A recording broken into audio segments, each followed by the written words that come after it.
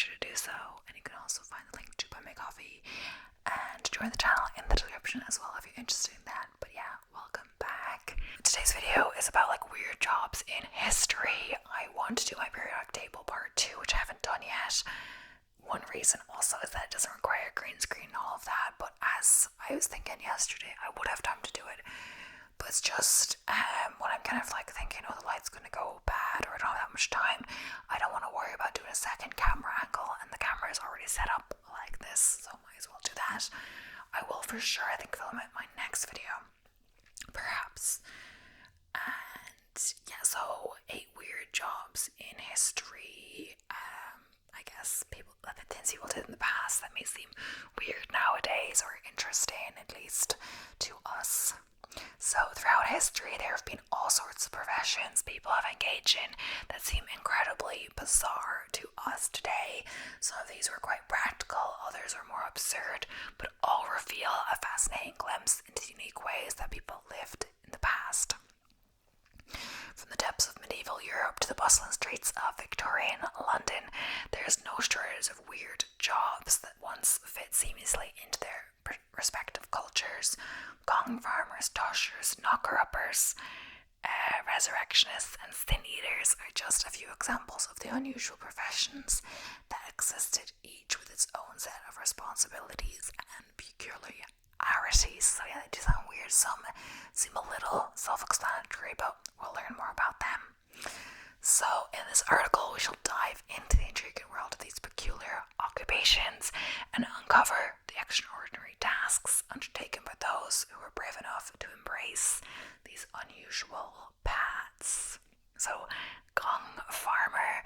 In medieval Europe, it was a necessary function of society that someone empties and maintains the cesspits and latrines within cities. It was not a desirable job to deal with human waste, but it was an important one. Gong means to scoop up, and so gong farmers used shovels and buckets to gather excrement and transport outside of town where it could be disposed of. So yeah, it doesn't sound fun. The dangers in this world were aplenty, not just in the risk of falling in the dark pits, but also in its unsanitariness. Gong farmers often contracted diseases such as cholera or dysentery that led to early deaths.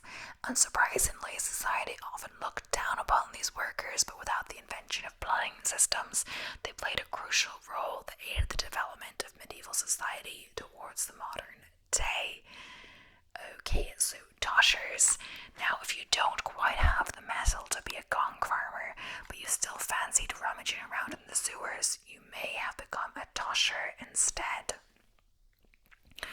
Toshers were primarily found in Victorian London, and they made their living by scavenging the sewers in search of precious loot. Accidentally dropping a coin or a watch or written down the drain is not a modern problem. But if you did this in Victorian London, someone might just have scooped it up. However, this was not a state-sanctioned activity, so a tosher was technically a trespasser and a thief. Nevertheless, they treated it as a trade and used a number of inventive strategies to seek out their treasure. Sometimes they used long poles with hooks on them, and sometimes they wrapped themselves in layers of clothes and ventured into the depths. A related and slightly more sanitary profession was that of the mudlark, who was someone who scavenged in river mud, often along the side of the Thames, also for valuable possessions. Interestingly, the activity with mudlarking continues to the present day. I didn't know that. Knocker-upper. Have you ever considered how much of a modern luxury is the humble alarm clock? Before these miracles of invention were bestowed upon the world, the heavy sleepers among us had to employ a knocker-upper to bang on the door in the morning. During the Industrial Revolution, the workday lifestyle was realizing itself, and people needed to be at work on time. In larger areas, a knocker-upper might visit hundreds of clients each day, tapping on bedroom windows with sticks or even throwing pebbles. There were no multiple alarms or snoozing in. They got up straight away or you missed work. Oh, how times have changed, pun intended. The job continued until cheap mechanical alarm clocks became available in the early 1900s. And today the only knocker-uppers left are mothers trying to get their kids ready for school. Okay, yeah, that is interesting. But like, how do the knocker-uppers, how did they get up then? Or are they just people that naturally get up at a certain time early anyway? It's actually interesting how much light is in the room, and I can see on my phone in the background. I think it's fine. If anything, it's a good sign. I think it's how the sun is shining or yeah. But we won't last for long, so I better appreciate it.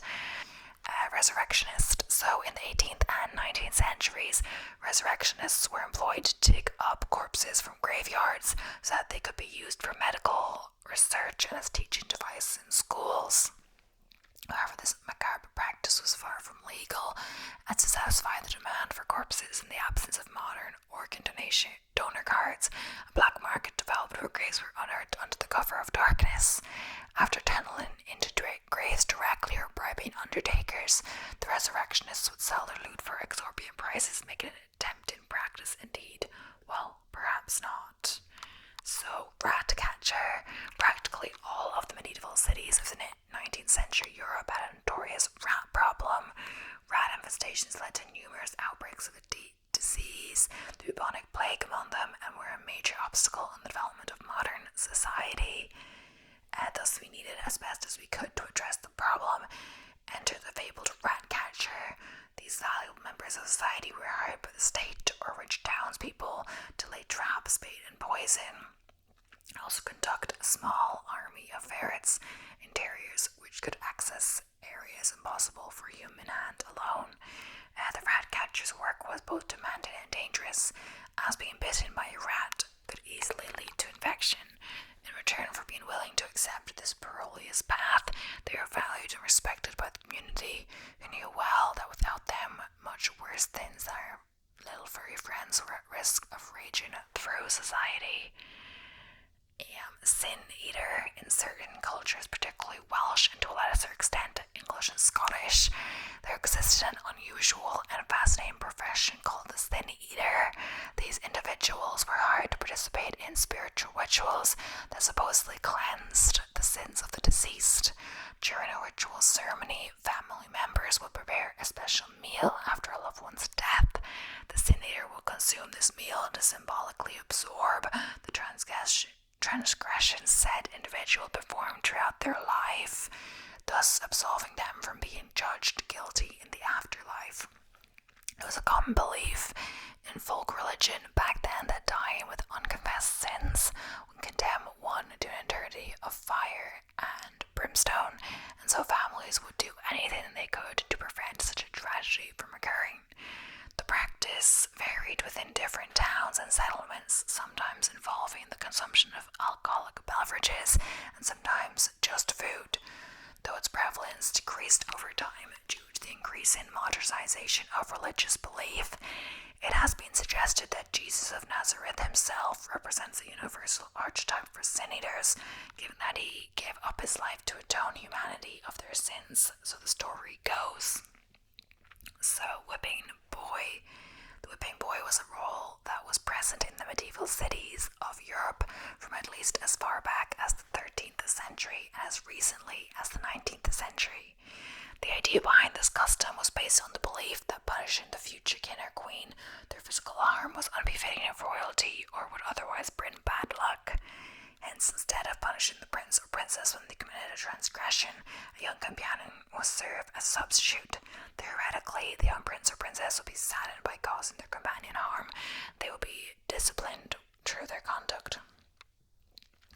The job did not come without its rewards, however, as whipping boy was in prime position to develop a close relationship with royalty.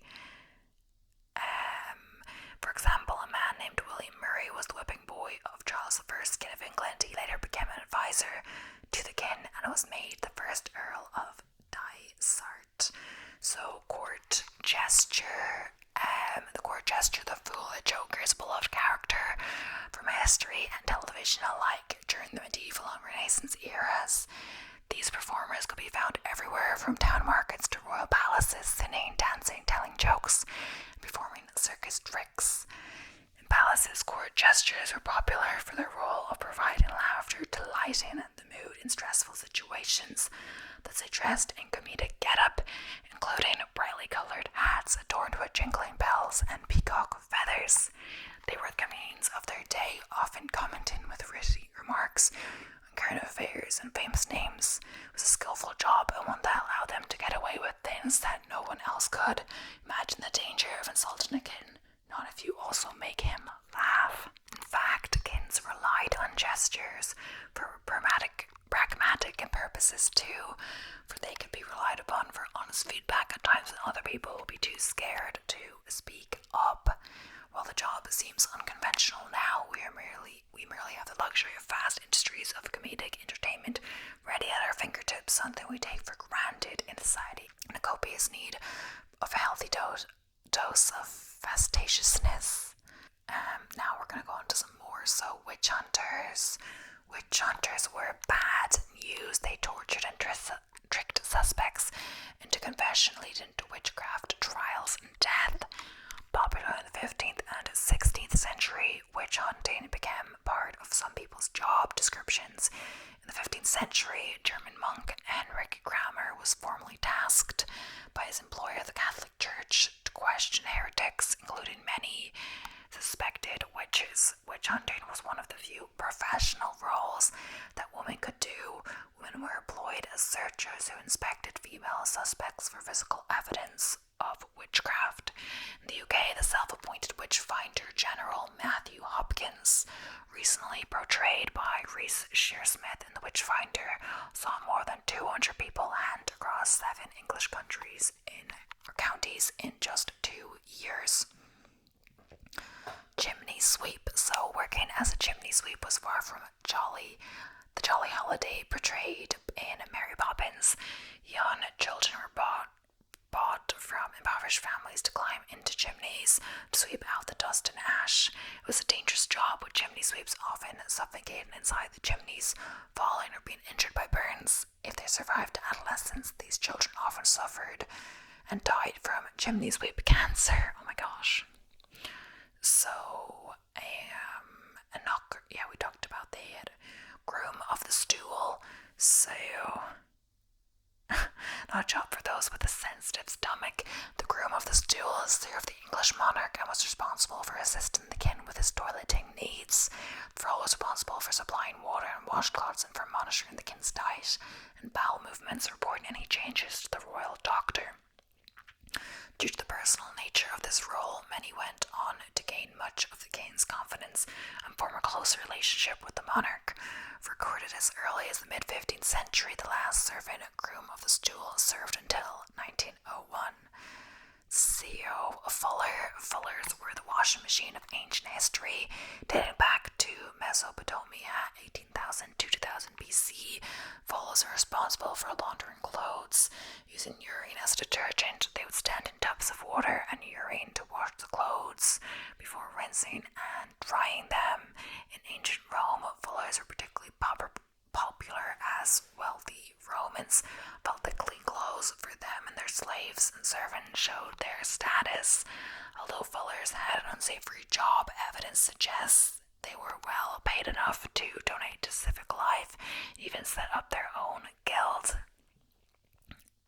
Rat catcher. It's pretty, we talked about the computer, so no, but not your laptop or PC. Computers were people who computed data and mathematics, with the first human computers employed as early as the 17th century. Teams of people were used to undertake long and tedious calculations, and from the 19th century onwards, computers tended to be female. In the 2016 film Hidden Figures, 3 African-American computers make a significant impact on the space race. Zero. Rag and Bone Man. So a rag and bone man would go from street to street, buying rags from residents that he would hope to turn into something more valuable. It's a service that could be incredibly beneficial today, as only 1% of clothes are recycled, meaning that a clothing pile the size of Everest is sent to landfill every 7 minutes. The rag and bone man would be revolutionary in 2023. That's when the article was written. Leech collector. Medicinal leeches were long considered medical miracles, as they were thought to suck diseases and toxins from the body. Leech collectors had the rather awkward task of supplying leeches to the medical profession. Old animals were sometimes used to attract leeches, but often then not the collectors used their own legs. Oh my gosh. It was seasonal work, as leeches weren't active in colder months and incredibly perilous. Many leech collectors experienced dangerous levels of blood loss and were susceptible to infections spread by leeches. By the mid-19th century, the leech population was in decline, and by the turn of the century, leeches were declared extinct in the British Isles. This partly due to overcollection, as well as the decline in habitats. With this, the British profession went extinct too. Necessary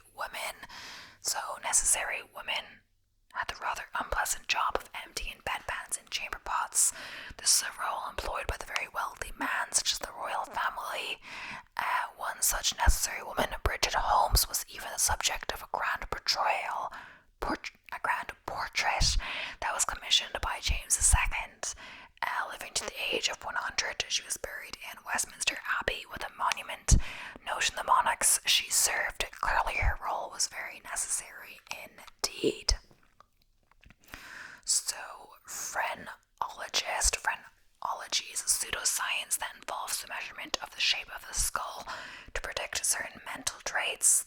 The belief was that the brain was made up of different muscles, and the more these muscles were exercised, the larger they were. This led to people having different shaped skulls. So, developed in Vienna in the late 1700s, phrenology became a popular activity during the Victorian era.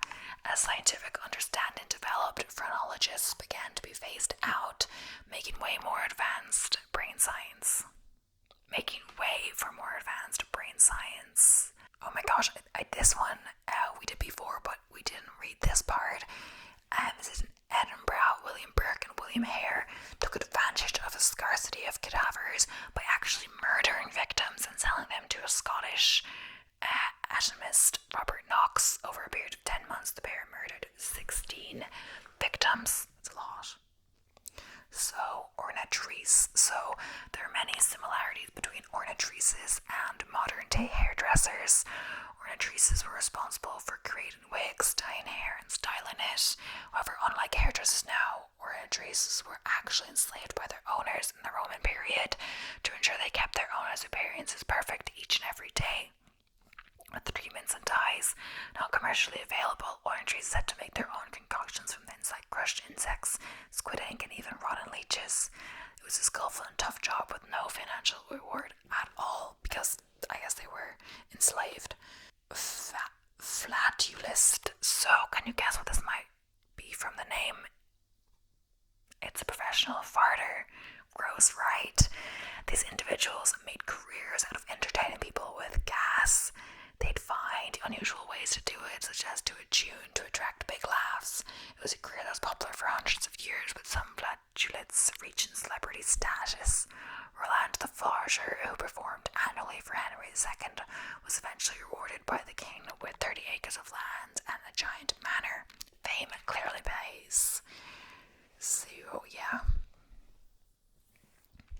It says, feeling glad to be working in the modern world. We're not surprised. So it might make you more grateful for your current job. But so I'm actually surprised that a lot of these aren't repeats, so I'm not having to skip through lots of articles. So the next one, I think, is one I've heard of for sure. Lamplighters. So we start our list with the extinct occupation of lamplighting.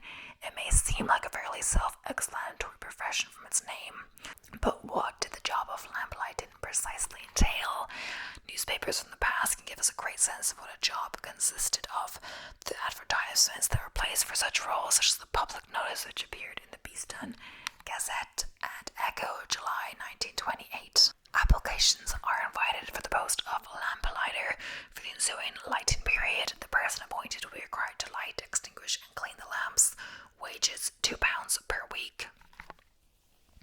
And then applications in writing to be sent to, and also to note £2 per week doesn't sound like a lot at all. Wouldn't I get you nowhere in this society? Would wouldn't get you like a meal, wouldn't get you a coffee, you know. But back then, that must be worth more, but I feel like it's still not very highly paid. I'm not sure. So,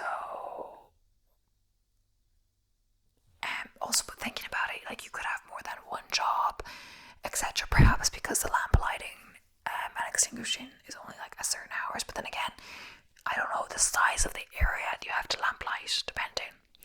And so, as a lamplighter, you're required to light lamps at dusk, extinguish them again, whilst also keeping them in good repair. This particular position for the parish of Gedling in Nottinghamshire would pay £2 a week, which is approximately £91 in today's money. So, moreover, our newspapers are fantastic research in furnishing a more complete understanding of professions of the past, as local titles in particular often feature profiles of workers within the community. So, and they were saying that lamplighters would walk a lot over the course of their career because they had to light a lot of lamps, etc. So it's saying rag and bone man again, rat catcher, so a lot of repeats now. I think I did speak too soon.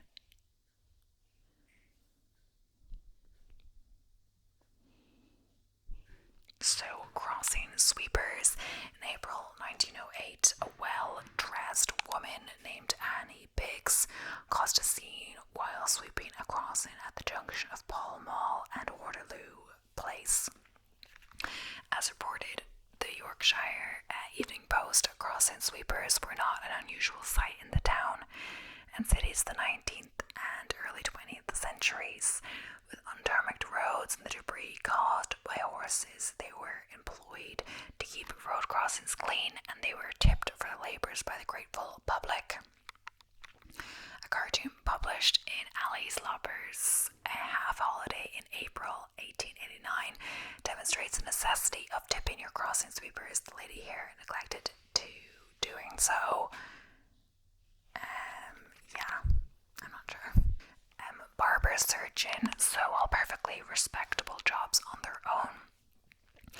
You would never think to combine the job requirements of barbers and surgeons together, and yet that's exactly what happened in the Middle Ages. Barber surgeons did the basic of barbers, including cutting hair, shaving, and hair washing, but also performed the basics of surgeons. That's right, someone could come in looking for a haircut as well as a pulled tooth. Interesting. Vomit collector. Certainly one of the vilest on this list. Vomit collector did exactly the job implied by their title. In Roman times, royals loved to eat to the point that they would allow themselves to vomit just so they could eat more. This became such a normal practice the Romans wouldn't even leave the room to vomit. Instead, they appointed vomit collectors that would carry bowls specifically for catching vomit. In some situations, there would be so many people at the dining table that there wasn't enough bowls. They would simply vomit on the floor. The job of the vomit collector was to clean any vomit on the floor as well as vomit in the bowls. If they were lucky, they would avoid getting vomited on directly. That reminds me of a time where that's just so gross. Like that someone would actually just eat extra when they're starving people, and like they're the royalty and eat just more, just to vomit more and want to eat more. The sensation of eating in gluttony. So knock-nobblers. So knock-nobblers were the original animal control in Elizabethan times.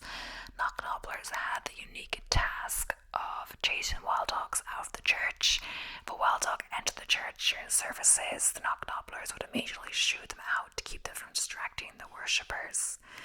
Knock-nobblers didn't stop there, though. If wild dogs weren't around, they would instead turn their attention to unruly and disobedient children.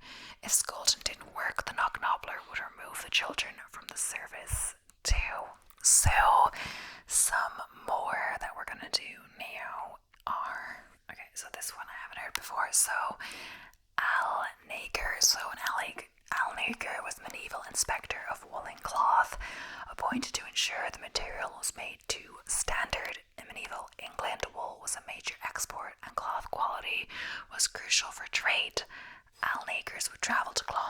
manufacture in areas, measuring and marking approved cloth with a seal. This job was detailed and required a trained eye for detecting low-quality fabrics or underhanded weaving practices. The role faded with industrial standardization, which created more centralized systems for quality control. Fullers. So in ancient and medieval cloth making, fullers were responsible for cleaning and thickening woolen fabric. The process known as fulling involved soaking cloth in a mixture that included stale urine as ammonia helped to clean and soften the wool. Fullers would stomp on the cloth in tubs or troughs for hours to agitate it, which was both physically demanding and unhygienic. The role disappeared with the mechanization of cloth processing and the use of synthetic chemicals. Each of these jobs, mourning criers. So in ancient Egypt, Greece, and Rome, mourning criers, mourning like M-O-U-R-N, like mourning the loss, or professional mourners were paid to publicly grieve at funerals.